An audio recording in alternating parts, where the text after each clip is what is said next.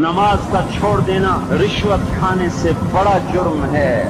कत्ल करना बड़ा गुनाह समझते हैं, नमाज का छोड़ देना कत्ल से बड़ा जुर्म है। सजदे ही का तो इनकार किया था शैतान ने।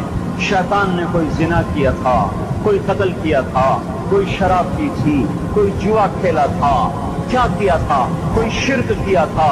शैतान सजदे का इनकारी हुआ। एक सजदे का इनकार करके वो हमेशा के लिए मरदूद हो गया। उस मुसलमान को होश नहीं है जो रोजाना दिन में 5 दफा 20 सजदों का इनकार किए बैठा हुआ है, और फिर आराम से रोटी खाता है, आराम से चाय पीता है, और आराम से कह लगा